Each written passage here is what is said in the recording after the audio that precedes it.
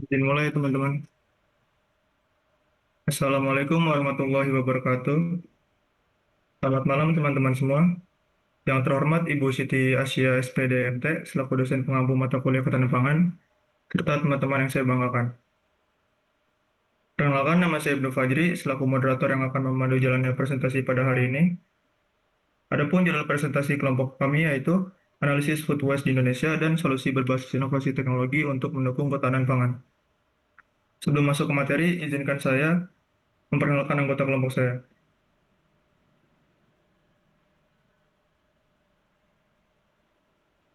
Ada Ibnu Fajri, yaitu saya sendiri, ada Muhammad Randi Gunawan, Amelia Rizka Suryana, Ratu Mutiara Kaila, Nagita Selviana, dan Andika Pratama.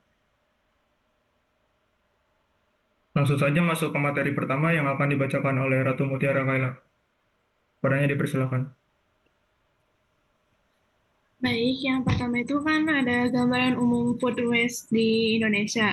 Jadi, food waste di Indonesia itu merupakan masalah yang cukup serius. Menurut data dari Bappenas pada tahun 2021, jumlah food waste di Indonesia mencapai sekitar 23 hingga 48 juta ton per tahun. Selain itu, limbah dari sektor rumah tangga saja mencapai 14,73 juta ton berdasarkan data UNEP tahun 2024. Bahkan, sisa makanan menjadi jenis sampah terbesar di Indonesia, yaitu sekitar 40,76% dari total sampah nasional menurut KLHK melalui SIPSN pada tahun 2025. Nah, kondisi ini itu menunjukkan bahwa pemborosan makanan di Indonesia masih sangat tinggi, terutama di tingkat rumah tangga. Hal ini tentu menjadi permasalahan karena hanya berdampak pada lingkungan, tetapi juga pada aspek sosial dan ekonomi. Yang menjadi perhatian adalah adanya paradoks, yaitu di satu sisi banyak makanan yang terbuang, namun di sisi lain masih terdapat masyarakat yang mengalami kelaparan.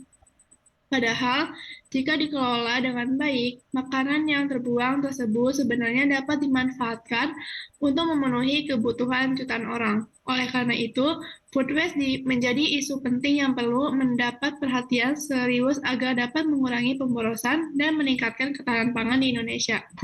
Oke, boleh di next. Nah, yang kedua itu ada distribusi food waste sepanjang rantai pasok. Jadi, food loss atau food waste di Indonesia terjadi di seluruh rantai pasok, mulai dari tahap produksi, distribusi, hingga konsumsi.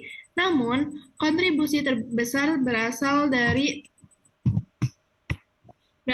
tahap konsumsi, yaitu sekitar 5 hingga 19 juta ton per tahun. Menariknya, sekitar 80% pemborosan ini berasal dari rumah tangga, sehingga perilaku masyarakat menjadi faktor utama dalam tingginya food waste. Dalam 2 dekade terakhir, terjadi peningkatan signifikan pada food waste dari 39% pada tahun 2000 menjadi 55% pada tahun 2019. Sementara, food waste justru mengalami penurunan. Hal ini menunjukkan bahwa masalah utama saat ini lebih banyak terjadi pada tahap konsumsi dibandingkan produksi. Selain itu, sekitar 44% makanan yang terbuang sebenarnya masih layak untuk dikonsumsi. Jenis makanan yang paling terbuang adalah serealia, sayur, dan buah. Kondisi ini dipengaruhi oleh perilaku konsumsi masyarakat, serta keterbatasan dalam teknologi dan sistem penyimpanan makanan.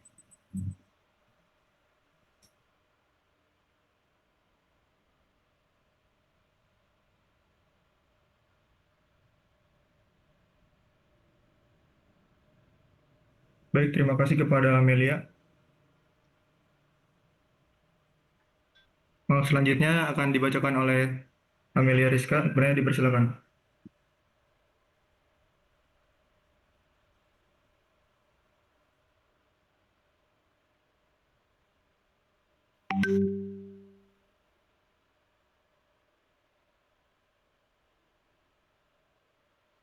Mohon maaf. Selanjutnya akan dibacakan oleh Nagita Selviana. Kepadanya dipersilakan.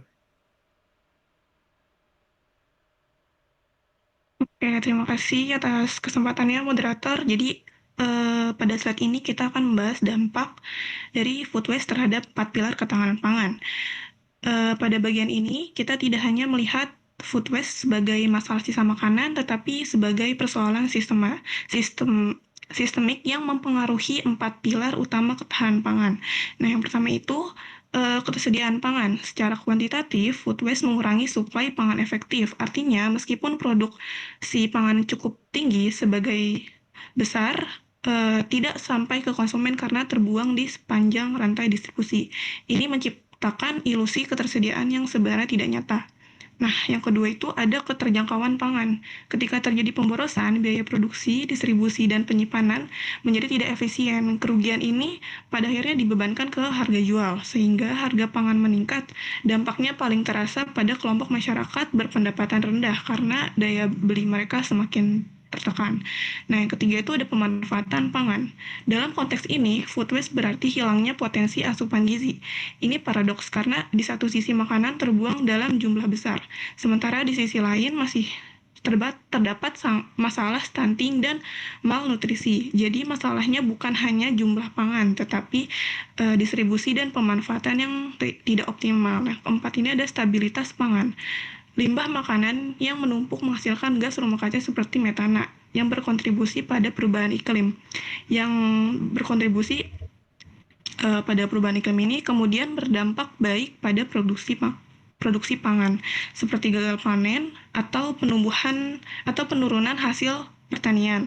Jadi, food waste juga memperlemah ketahanan pangan dalam jangka panjang. Dari sinilah kita bisa melihat bahwa food waste memiliki efek berantai yang mempengaruhi seluruh sistem pangan, bukan hanya satu aspek saja.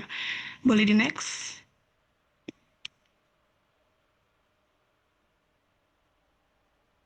Oke, selanjutnya ini kita masuk ke konteks kebijakan nasional. Nah, masuk ke konteks kebijakan nasional ini, Indonesia sebenarnya sudah memiliki komitmen yang cukup jelas dalam mengatasi food waste. Melalui target SDGs 12.3, pemerintah menargetkan pengurangan pemborosan makanan hingga 50% pada tahun 2030. Target ini menunjukkan bahwa isu food waste sudah dianggap sebagai bagian penting dari pembangunan berkelanjutan. Secara implementasi, Badan Pangan Nasional menjalankan program Gerakan Selamat Pangan sejak 2022. Program ini berfokus pada penyelamatan pangan layak konsumsi agar tidak terbuang, misalnya melalui redistribusi ke masyarakat yang membutuhkan. Namun, jika kita lihat lebih dalam, tantangan utama bukan hanya pada kebijakan, tetapi pada pelaksanaannya. Pertama, rendahnya kesadaran masyarakat. Banyak individu dan pelaku usaha yang belum menganggap food waste sebagai masalah serius. Kedua itu keterbatasan infrastruktur, seperti sistem penyimpanan dingin, distribusi pangan, dan pengelolaan limbah yang masih belum merata. Ketiga itu ada koordinasi kebijakan yang belum optimal. Program yang ada sering berjalan sektoral dan belum sepenuhnya terintegrasi dari hulu ke hilir. Oleh karena itu, solusi yang dibutuhkan bukan hanya regulasi, tetapi pendekatan sistematik. Ini mencakup edukasi masyarakat, penguatan rantai pasok, inovasi teknologi, serta kolaborasi antara pemerintah, swasta, dan masyarakat. Dengan pendekatan yang terintegrasi, upaya pengurangan food waste tidak hanya menjadi program, tetapi menjadi bagian dari perubahan perilaku dan sistem pangan secara keseluruhan. Mungkin cukup dari saya kembalikan kepada moderator. Terima kasih. Baik, terima kasih Nagita. Selanjutnya akan dibacakan oleh Amelia Rizka. Saya dipersilakan. Oke, terima kasih moderator. Izin melanjutkan ya teman-teman. Jadi di sini tuh kita masuk ke bagian analisis multidisiplin. Nah, di sini kelompok kami mengambil dari dua fokus utama, yaitu dari sisi sosial dan juga dari sisi lingkungan. Yang pertama ada perspektif dari sisi sosial. Nah, di sini tuh dari yang kita lihat nih di sisi sosial, ada kondisi yang sangat kontras di Indonesia. Nah, yang mana Indonesia ini punya paradoks sosial yang cukup besar. Nah, di satu sisi ada kelompok yang konsumsinya berlebihan sampai buang-buang makanan, tapi di sisi lain juga masih banyak saudara kita yang kekurangan pangan. Nah, kenapa sih ini bisa terjadi? Ternyata faktor utamanya itu adalah perilaku dan juga budaya. Seperti yang ada di slide ini nih, ada budaya menyisakan makanan atau gaya hidup konsumtif yang bikin kita sering ambil porsi lebih banyak daripada yang sanggup kita makan. Nah, bahkan data menunjukkan kalau 80% pemborosan itu ya asalnya justru dari rumah tangga kita sendiri. Jadi secara sosial, masalah ini tuh bukan cuma soal teknis aja nih, tapi soal empati dan juga cara kita untuk merencanakan konsumsi yang belum baik. Oke, next.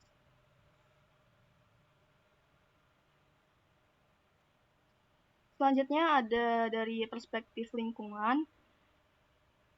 Nah, ini yang sering juga nih kita lupakan. Makanan yang terbuang itu bukan cuma jadi sampah biasa aja. Menurut konsensus ilmiah global, itu dijelaskan kalau limbah pangan ini tuh menghasilkan yang namanya gas metana atau CH4, yang bahkan dampaknya tuh jauh lebih parah buat pemanasan global dibandingkan dengan CO2.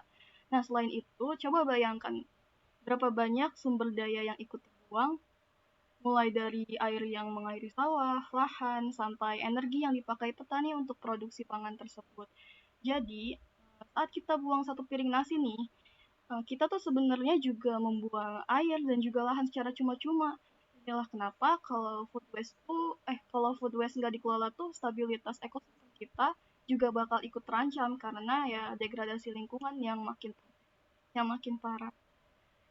Oke, saya kembalikan ke moderator. Baik, terima kasih Amelia Rizka atas materinya. Selanjutnya akan dibacakan oleh Andika Pratama. Tanya dipersilakan. Oke, terima kasih moderator. Oke, teman-teman, di sini kita akan memasuki yaitu analisis masalah. Nah, analisis masalah ini akar masalahnya menggunakan metode Feinshoff, diagram Ishikawa untuk mengetahui faktor penyebab food step yang cukup tinggi di Indonesia. Hasil analisis ini mengungkapkan bahwa faktor-faktor penyebab food step antara lainnya adalah faktor perilaku sosio-budaya, ekonomi, distribusi, dan infrastruktur, teknologi, dan kebijakan. Perilaku merupakan faktor penyebab yang dominan yaitu karena budaya konsumtif, kesadaran yang masih rendah, dan perencanaan konsumsi yang tidak baik. Adapun faktor sosio-budaya melalui kebiasaan menyimpan sisa makanan dan boleh next slide.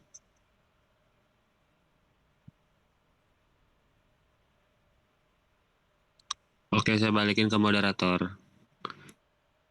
Baik, terima kasih Andika Pratama atas paparan materinya. Selanjutnya akan dibacakan oleh Randi Gunawan. Oke, terima kasih Kang. Jadi selanjutnya itu ada solusi berbasis inovasi dan teknologi. Jadi permasalahan food waste di Indonesia itu bersifat multidimensional sehingga diperlukan solusi terintegrasi yang mampu mengatasi berbagai faktor penyebabnya. Itu terdapat 4 solusi utama berbasis inovasi dan teknologi. Yang pertama itu platform digital redistribusi pangan.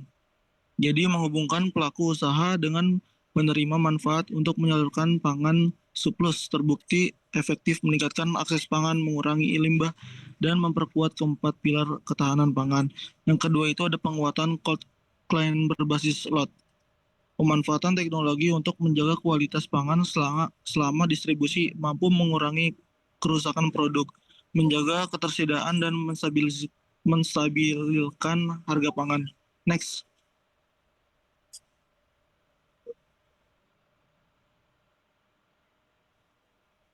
Selanjutnya itu ada yang ketiga itu edukasi perubahan perilaku berbasis digital.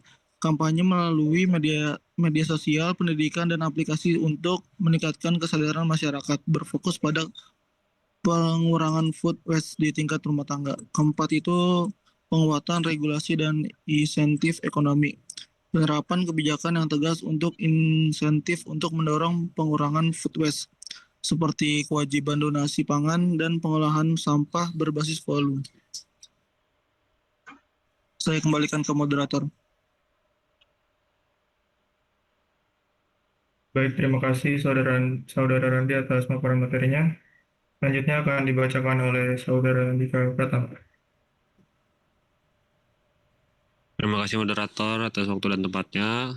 Kita masuk ke rekomendasi kebijakan. Rekomendasi kebijakan penanganan food waste step Rekomendasi kebijakan disusun secara bertahap dalam 3 horizon waktu untuk mengatasi food wasted secara menyeluruh dan terintegrasi. Jangka pendeknya 0 sampai 2 tahun. Percepatan pengesahan Perpres penyelamatan pangan sebagai dasar hukum nasional. Terus perluasan program gerakan selamatkan pangan ke seluruh provinsi. Penguatan kampanye edukasi publik berbasis media dan kolaborasi nasional, yaitu jangka waktunya menengah 3 sampai 5 tahun. Selanjutnya, pengembangan instruktur cold chain untuk mengurangi kehilangan pasca panen, pembangunan sistem data pangan nasional berbasis teknologi AI dan big data.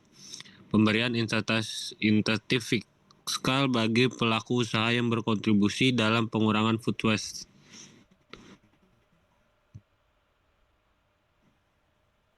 Saya balikin ke moderator. Baik. Untuk teman-teman yang ingin bertanya, dipersilakan sebelum pembacaan kesimpulan.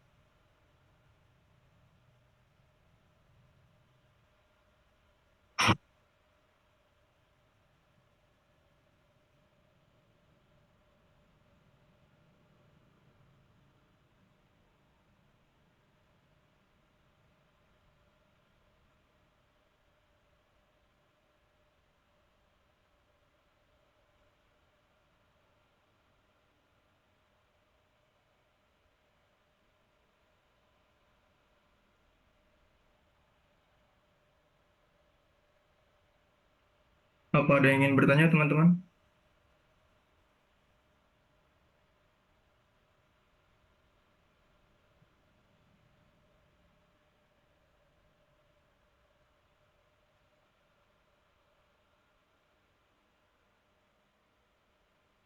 Baik, langsung saja kesimpulan. Jadi, food waste di Indonesia ini merupakan masalah yang serius yang berdampak pada ketahanan pangan. Tingginya pemborosan, terutama di tingkat rumah tangga, menunjukkan masih rendahnya kesadaran dalam pengelolaan pangan. Dampaknya yaitu meliputi kerugian ekonomi, pemborosan sumber daya, kesenjangan sosial, dan peningkatan emisi gas rumah kaca. Solusi yang dapat kelompok kami berikan yaitu melalui edukasi masyarakat, perbaikan distribusi dan penyimpanan, pemanfaatan teknologi, serta dukungan kebijakan dan kolaborasi dari berbagai pihak. Baik, mungkin cukup segitu pemaparan materi dari kelompok kami. Kurang lebihnya mohon maaf. Wassalamualaikum warahmatullahi wabarakatuh.